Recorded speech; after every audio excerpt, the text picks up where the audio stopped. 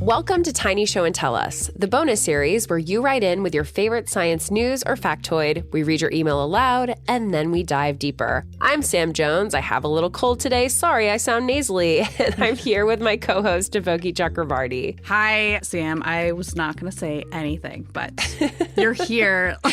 You have made it. So I'm here. And I'm excited. I'm glad you're here because these episodes are always so fun to do. And last time we talked with our amazing audio engineer, Misha Staton, about space disasters and ears. Yes. So that was a lot of fun. And today we've got more stuff to talk about. As always. Yeah. Listeners, if you have a story you'd like for us to cover on Tiny Show and Tell Us, all you have to do is write us an email. So email us at tinymatters@acs.org or fill out the form linked in the episode description. Sam, I have a message from listener Brandon, which was a great one. I've been waiting to share this fun fact with you. Galaxies fart. Great start. Yeah, perfect.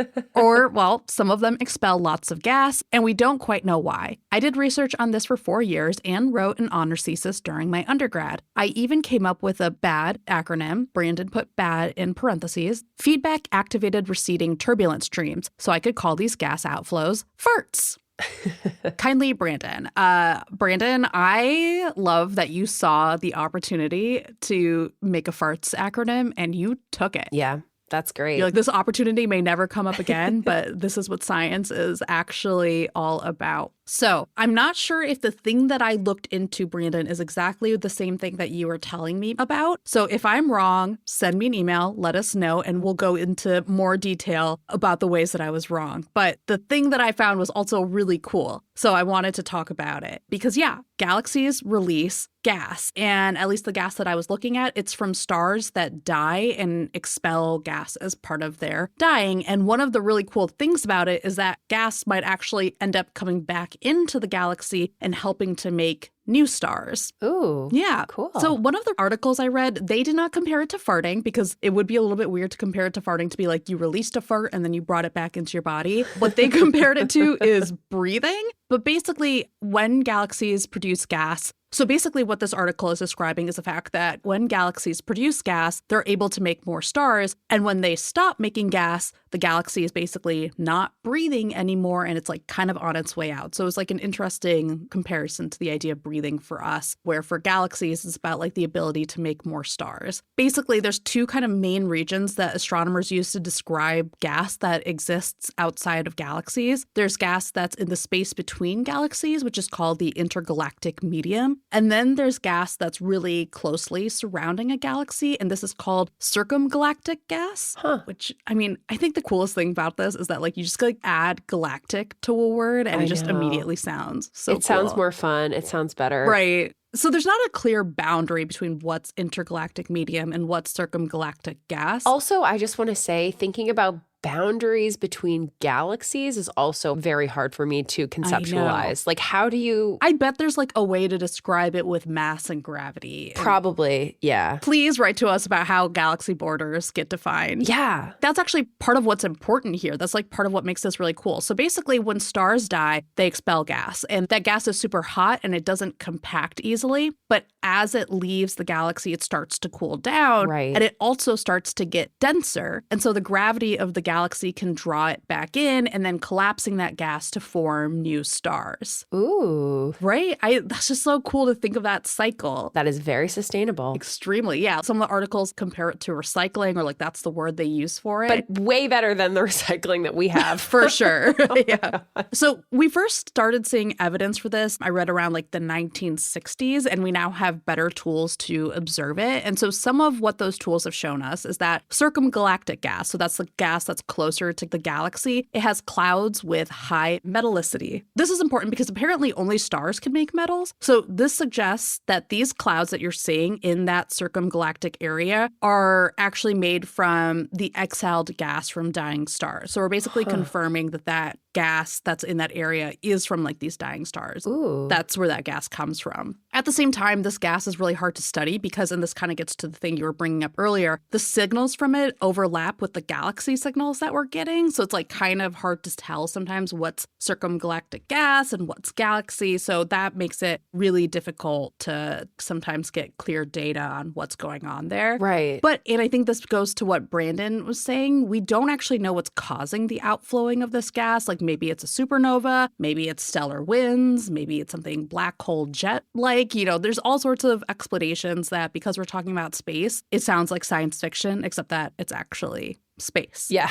But the other important thing is there's evidence that when this gas breathing stops, that's the point at which galaxies stop making stars. Like they go quiescent. Ooh. So that was really, like they need it. Like they are kind of like breathing to live in a way. Huh. I was also reading an article that was about research from 2023 that was about how ancient galaxies could be using recycled gas to make stars, which is really interesting because they're so much older. Right. So the researchers were looking at this huge nebula called Mammoth 1 that's in a galaxy cluster that existed like 11 billion years ago. Even just saying that sounds like I'm making a number, right? Like 11 billion. Just being able to identify that something could be that old is kind of just wild. Absolutely. Like astronomers are just out here knowing that things are billions and billions of years old. Yeah. More than billions and billions, like multiple, like tens of billions of years old and more. Anyways, back to Mammoth 1. They wanted to know if the formation of the stars here were from like completely pristine gas, again, because it would have been this like really ancient proto-galaxy, in which case you'd expect the gas would be mostly hydrogen with like a little bit of helium, since these are the lightest elements. Or they wanted to know, is this gas recycled from other supernova, which you would be able to see because it would have heavier elements that you could get from nuclear fusion that would be going on in the stars. Okay. So what they found is that the ratio of hydrogen, helium, and carbon is similar to what you see in the sun today, which again was surprising for them because we're talking in this case with Mammoth 1 like an old proto-galaxy. And they also found that the gas flowing back into the galaxy had heavy elements into it. They also found that the amount of gas was more than enough to drive star formation. So this all like pointed to the fact that recycled gas could be part of making galaxies even in the early universe. Whoa, that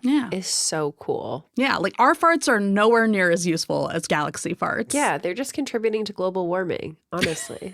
That is really, really cool. Thank you, Brandon. I love that. Every time I learn about how astronomers learn things, it's just amazing how much we're able to do just by figuring out how to look at light coming from the galaxy or figuring out how to send light into the universe. Yes. Okay, so my Tiny Show and Tell Us is from listener Nat. And Nat writes, "Hi, Tiny Matters team. Love your podcast so much. Thank you. As someone who studied chemistry for their bachelor's and PhD, I love hearing about the chemistry behind all new different fields and learning more about the world around me. Now I do science communication as my career and love getting more SciComm in my life from you guys. Yay! Love hearing from a fellow SciCommer." So then Nat continues and says, "I studied HIV in my PhD with the goal of gathering information to develop more potent drugs, particularly drugs with new mechanisms of action against the virus. All the drugs that are currently approved are small molecules, almost always cocktails of different drugs. But I recently saw that a clinical trial showed successful long-acting treatment for HIV with broadly neutralizing antibodies. The discovery took a lot of trial and error to understand, and the rapid mutation rate makes for a difficult time developing drugs. Again, love your show." Thank you so much, Nat. This is fascinating. So Nat shared a article with us. The title is "T-Cell Immunity Predicts Clinical Outcomes on Stopping Antiretroviral Treatment After HIV-Specific Broadly Neutralizing Antibody Therapy." And so this preprint came out in early February 2026. And you'll notice I said preprint. So yes, it's, from what I can tell, we're recording this not long before the episode comes out, and it still seems to be under peer review. So preprints are super helpful, but remember that they haven't been reviewed yet. So I wouldn't say take it with a grain of salt, but like know that things could change. Yeah, like it might be they might do more experiments, Right. They might reframe their argument, or it might just go forward exactly as is. But Right. it is like really exciting, and also we're going to see like how the work shapes still from here. Yeah, absolutely. Okay, so let's talk about this. Let's get into a little bit of history first. So around the 1980s and 90s,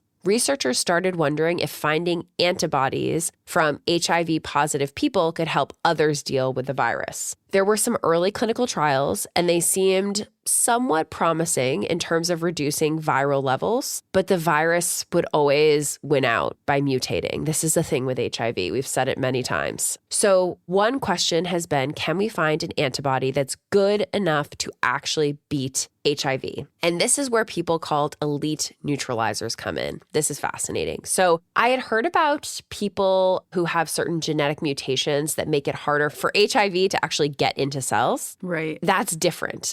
I had never actually heard about elite neutralizers. So these are people who are able to live with HIV. It's a really, really small group. I found that it's about 1% of infected individuals, and their immune systems seem to naturally produce highly potent, broadly neutralizing antibodies, or bNAbs. So this is something that Nat had mentioned. So these are specialized proteins, and they seem to be able to neutralize up to 98% of global HIV strains, which is incredible. That's wild. Yes. Right. So then scientists, understandably, started looking at the elite neutralizers' immune cells to derive bNAbs. So, and I also wanted to just add that although bNAbs are, what I found was like they're most notably studied in the context of HIV/AIDS research. Yeah, I think the majority of the bNAbs work is in HIV/AIDS research, but I will say that I was hearing a lot about bNAbs related to COVID. Oh. And I think that bNAbs are now something that people are looking at more across the board, thinking about other infections, right? Right. Interesting. So I know that there are bNAbs in clinical trials right now for treating COVID, for example. Yeah. So it's not just HIV. bNAbs are very cool. Back to HIV, though. bNAbs can target a lot of different strains of HIV. And the way they do that is in part by targeting bits of the viral envelope that the virus can't change as easily, especially not without putting itself at risk. So HIV, again, changes like crazy. That is what is so insidious about it, I guess, is that it's just constantly mutating. But there are regions of either viral envelope or bits of the virus itself that are less likely to change. So it's great if you're able to target something like that, because it's not like you're going to come up with something that immediately the virus mutates and you're back at square one. Right. One of the bNAbs that scientists found, they called VRC01. It was discovered in 2010, entered its first clinical trial in 2015. And then across multiple trials around the world, scientists found that these bNAbs seem to be safe and well tolerated. So, side effects pretty mild. Safety didn't seem to really be an issue, probably because even though these are broad antibodies, they still were specific to HIV, so they weren't causing a bunch of issues in other parts of the body. Right. But the issue is that viral suppression was pretty temporary. So like viral load's going to go down for a few weeks, but then it's going to come back again because HIV can mutate. Yeah. I'm a broken record. I mean, that is like the thing about HIV. Like Right. that is just like what makes it so hard to deal with. Right. So trying out a combo of bNAbs does seem to be more successful, though. Not 100%, but still more successful. And so in the study that Nat sent us, it does seem to last on the order of months based on T-cell immunity, which is great. And so scientists are still, it's not like, okay, and that's what we've got, right? Scientists are still at work. They're trying to engineer bNAbs that are more powerful, that last longer. You still have to worry about this mutation rate with HIV. There is clear use for these antibodies. Deboki, something you found was that it could be especially impactful for patients who can't take antiretroviral therapy